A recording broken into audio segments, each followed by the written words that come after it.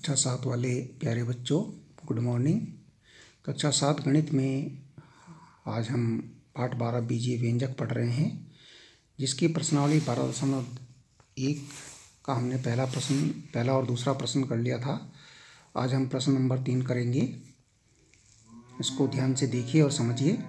प्रश्न नंबर 3 है हमारे सम्मुख, निम्नलिखित व्यंजकों में पदों के संख्यात्मक गुणांकों को जो अचर न हो की पहचान कीजिए। देखिए, इसमें आपके पास है 5 ऋण 3t की घात 2 टी स्क्वायर 5 - 3t स्क्वायर।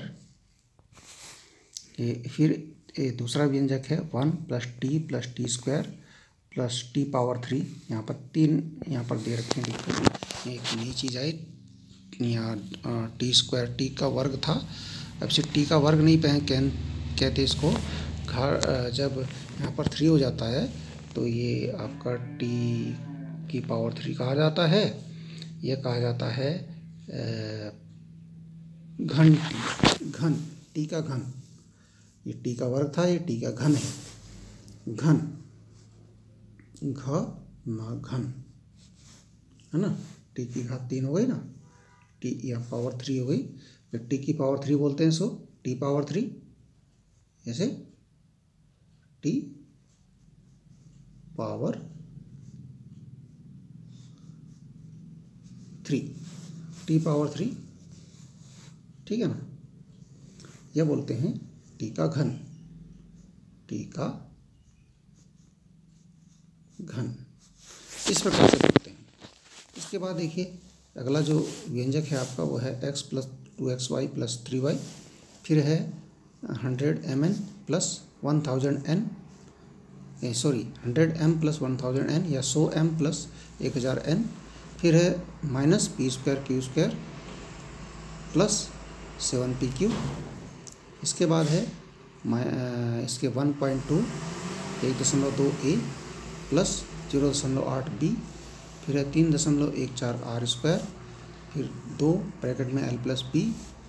ये आपका एक सूत्र भी होता है, याद होगा आपको। आयत का परिमाप होता है तो गुणा लंबाई + चौड़ाई, उस प्रकार से आ गया ये।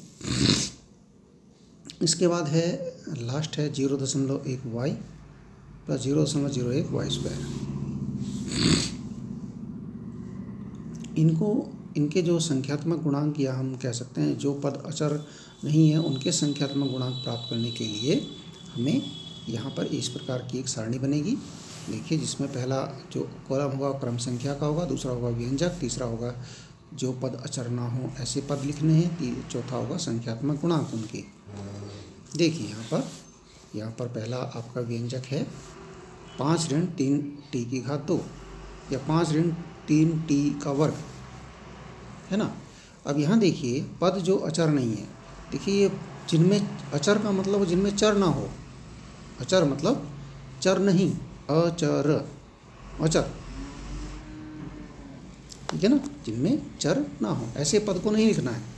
जैसे हमारे पास 5 है, इसमें 2 पद हैं, 5 और 3t वर्ग, 3t का स्क्वायर, ठीक है। 5 और 3t का वर्ग है, 2 इसमें पद हैं। ये 2 पद वाला एक व्यंजक है, 2 पद व्यंजक। इसमें एक पद है 5, एक है 3t स्क्वायर। अब क्योंकि हमने जो अचर है उसको तो लिखना नहीं है, ये अचर है क्योंकि इसमें चर नहीं है 5 के साथ। एक तो 5 है, एक 3t वर्ग है, 2 हैं, तो 5 तो हो गया अचर क्योंकि इसमें चर नहीं है। ये चर वाला इसमें t है, जो चर वाला है उसको यहाँ लिखना है। ये देखिए, चर वाला हमारा है 3t स्क्वायर, जो हमने लिख दिया। अब इसमें पूछा इसका संख्यात्मक गुणांक। संख्यात्मक गुणांक यानी इसमें जो संख्या है, इसके गुणा में जो संख्या है, गुणा में संख्या है 3, तो ये इसका संख्यात्मक गुणांक हो गया। इसी प्रकार आगे देखिए, दूसरा व्यंजक यह है 1 + t + t स्क्वायर + t की घात 3। यहाँ देखिए, इसमें 4 व्यंजक हैं, 4 इस पद में 4, इस व्यंजक में 4 पद हैं। एक है t, एक है t की घात 2, एक है t का घन, एक टी स्क्वायर, एक टी का घन और एक टी और एक। ये 4 पद हैं। जो एक है इसमें तो चर नहीं है, ये तो अचर है।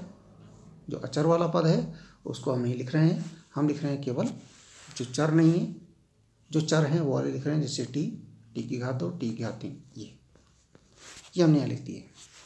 अब टी के साथ गुणा में क्या है, इसका संख्यात्मक गुणांक क्या है, नहीं दिख रहा है, तो जहाँ नहीं दिख रहा होता वहाँ 1 होता है। टी स्क्वायर का संख्यात्मक गुणांक क्या है, इसके आगे कुछ नहीं है, कुछ नहीं दिख रहा है, यहाँ भी 1 है। यहाँ टी के घन के सामने क्या संख्या है, यहाँ पर गुणा में कुछ नहीं दिख रहा है, यहाँ भी 1 है। जब कुछ गुणा में नहीं दिखाई देता वहाँ पर 1 होता है, ठीक है। अब यहाँ देखिए इसी प्रकार से यहाँ जो पद हैं, ये आपका व्यंजक है x + 2xy + 3y, इसमें 3 पद हैं, एक पद ये हो गया, एक पद ये हो गया और एक पद ये हो गया, 3 पद हो गए, 3 गोले बन गए ना इसमें, तो 3 पद हो गए। पहला पद हो गया x, दूसरा 2xy, तीसरा हो गया आपका 3y, 3 पद हैं और तीनों ही चर वाले हैं, बिना चर वाला कोई नहीं है।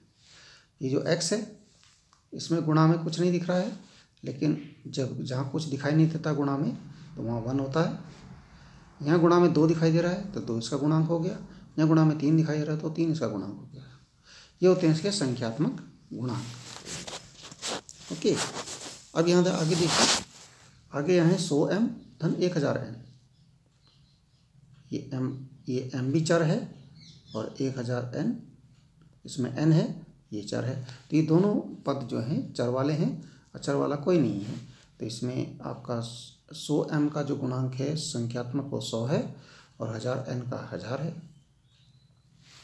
इसी प्रकार यहाँ देखिए, इसमें देखिए अगला जो व्यंजक है वो ऋण p² q² + 7pq। अब ऋण चिन्ह तो हमें लेना पड़ेगा, एक पद हो गया ऋण p² q², ऋण p² q², एक पद तो ये हो गया, दूसरा पद हो गया आपका 7pq। यहाँ आप ध्यान देंगे क्योंकि ऋण चिन्ह है। अब यह p² q² तो चर हैं, लेकिन इसमें संख्यात्मक गुणांक क्या है, संख्या तो कुछ दिखाई नहीं दे रही है, तो यहाँ पर 1 लेंगे और ऋण चिन्ह भी साथ में लेंगे। तो इसका जो संख्यात्मक गुणांक होगा वो होगा ऋण 1, और यहाँ 7 दिखाई दे रहा है तो यहाँ 7 होगा, ठीक है। इसी प्रकार 1.2a + 0.8b, ये भी एक क्या है, व्यंजक है जिसमें 2 पद हैं। 1.2a एक पद है और 0.8 दूसरा पद है।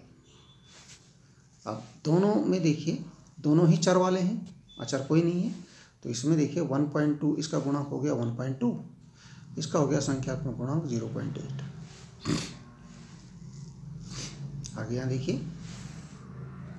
3.14 r², ये एक ही पद वाला एक व्यंजक है, इसमें एक ही पद है, r इसमें चर है, चर वाला पद है, तो इसका व्यंजक का गुणांक हो गया आपका 3.14। इस प्रकार से आपने सारे करने हैं। देखिए यहाँ पर ये 2 ब्रैकेट में l+b था, तो यहाँ आपने वितरण गुण लगा करके पहले इसको खोल दिया, वितरण गुण लगाया, 2 की गुणा l में भी होगी, 2 की गुणा b में भी होगी, 2l + 2b, तो यह आपका व्यंजक हो जाएगा 2l + 2b। अब इसके जो पद हो जाएंगे 2l 1 हो जाएगा और 2b 1 हो जाएगा। जो l चर वाला व्यंजक है, l चर वाला पद है, उसका गुणांक हो जाएगा 2, जो b चर वाला पद है उसका गुणांक भी हो जाएगा 2। इस प्रकार से इसको करेंगे। एक लास्ट वाला है वो आपने स्वयं करना है, इसमें भी 2 पद हैं, एक 0.01y, दूसरा है 0.01y², 2 पद हैं इसमें, दोनों को आपको गुणांक लिखने पड़ेंगे। जैसे आपने ऊपर किया है वैसे इसको भी करना है, ठीक है। धन्यवाद, इसको आप कंप्लीट कीजिए।